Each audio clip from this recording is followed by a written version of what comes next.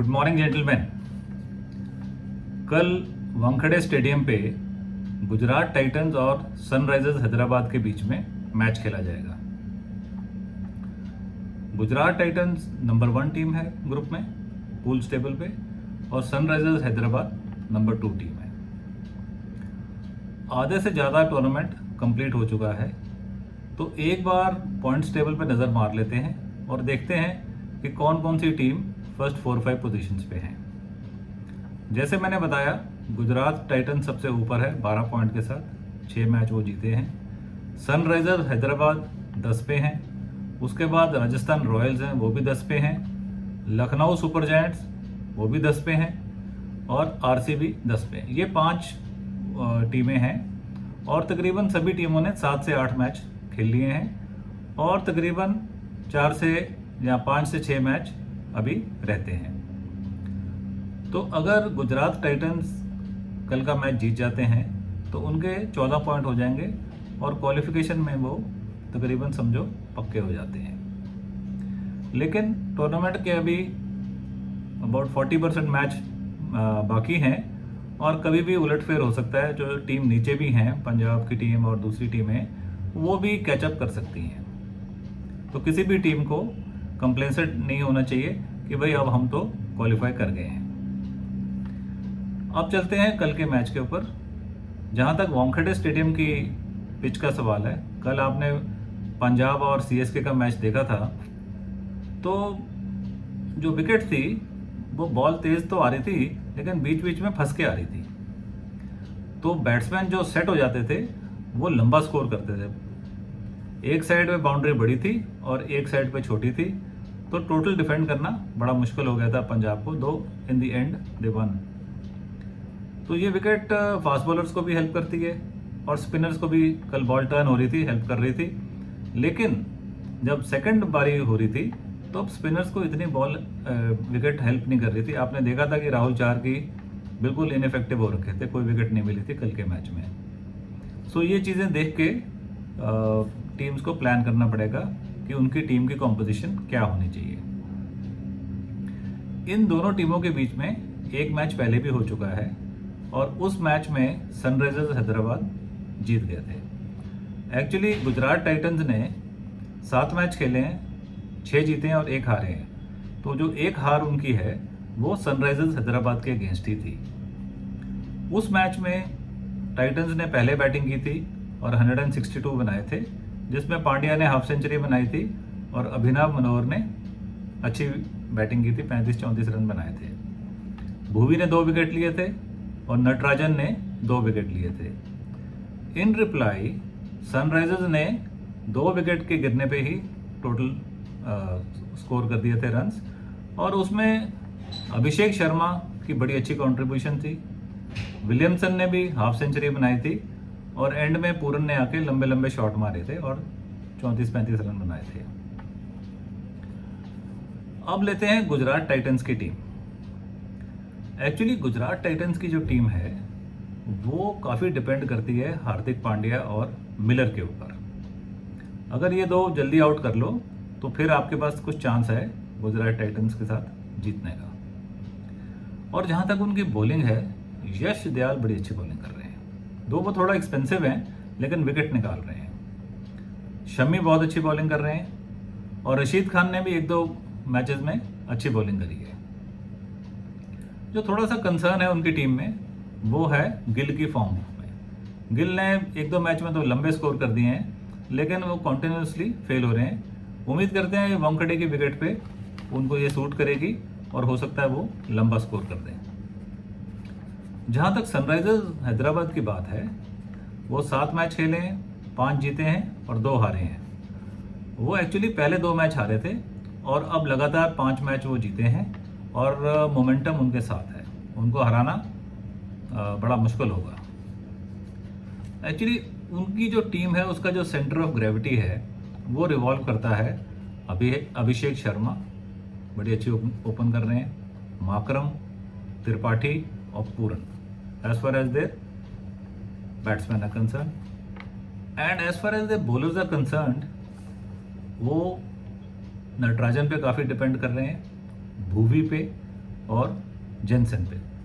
Malik is also bowling well, तेज कर रहे हैं, विकेट भी निकाल रहे हैं, लेकिन थोड़ा सा एक्सपेंसिव हो जाते हैं।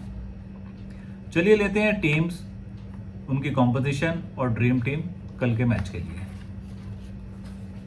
जहां तक गुजरात टाइटंस की बात करें तो गुजरात टाइटंस में रिद्धिमान साहा ओपन करेंगे गिल के साथ, हार्दिक पांड्या, तिवतिया, मिलर, रशीद खान, अभिनव मनोहर, फर्गूसन, अलजारी जोसेफ, यश दयाल और आखिर में शमी। शमी भी बड़ी अच्छी बॉलिंग कर रहे हैं, पिछले मैच में 2 विकेट निकाली थी। यश दयाल ने 2 विकेट ली थी, तो और रशीद खान ने भी 2 विकेट ली थी। वेल बैलेंस्ड ऑलराउंड टीम है और टूर्नामेंट जीतने के लिए काफ़ी स्ट्रॉन्ग कंटेंडर है। जहाँ तक सनराइजर्स हैदराबाद का बात करें तो उनके opening batsman Abhishek Sharma is in good form, Williamson भी ठीक खेल रहे हैं, वो इतनी अटैकिंग गेम नहीं खेल रहे, फंस के खेल रहे हैं और उनके अराउंड बैटिंग रिवॉल्व कर रही है। फिर आते हैं त्रिपाठी जो लंबी लंबी हिट मार के खेलते हैं, माकरम, पूरन, शशांक सिंह की अभी तक बैटिंग नहीं आई है, तो आई होप इस मैच में आ जाएगी। फिर सुचित बड़ी अच्छी बॉलिंग कर रहे हैं, अच्छी लेफ्ट आर्म स्पिन कर रहे हैं।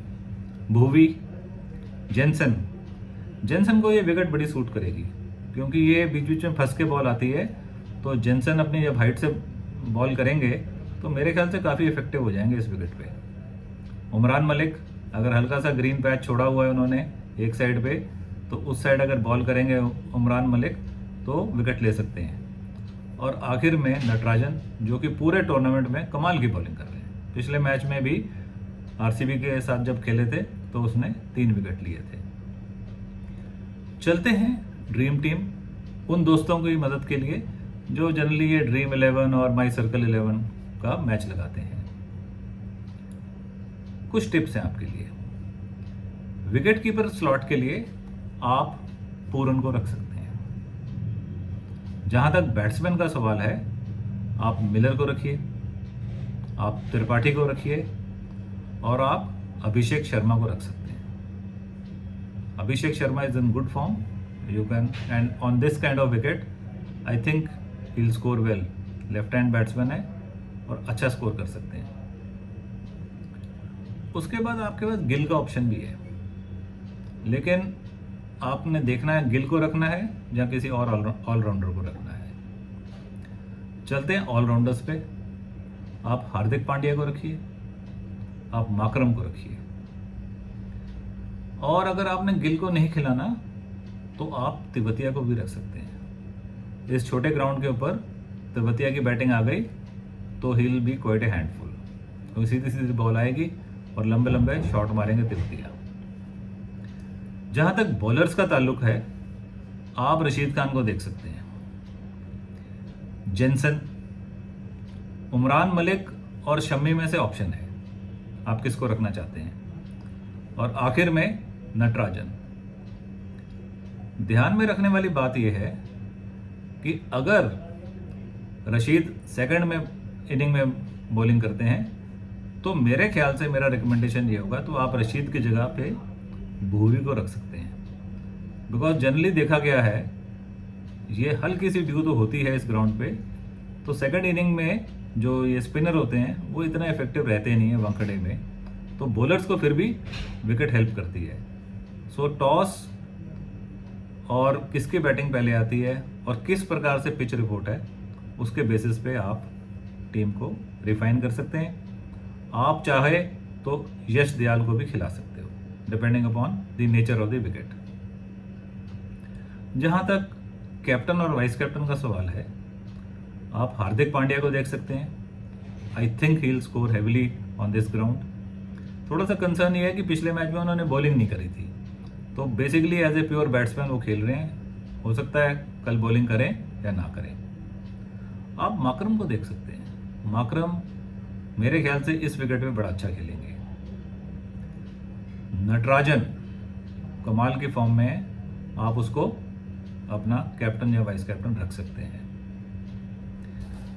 तो ये तो था मेरी सजेस्टेड ड्रीम टीम, और उसके कैप्टन या वाइस कैप्टन। आप क्या समझते हैं ड्रीम टीम के बारे में, कौन होना चाहिए कैप्टन या vice captain? You can leave A comment in the comments box and please do subscribe and share my YouTube channel. And आगे आने वाले दिनों में और इंटरेस्टिंग आपको क्रिकेट की स्टोरीज मैं बताता रहूँगा। कल डिस्कस करेंगे परसों का मैच। तब तक के लिए मेरी तरफ से गुड बाय।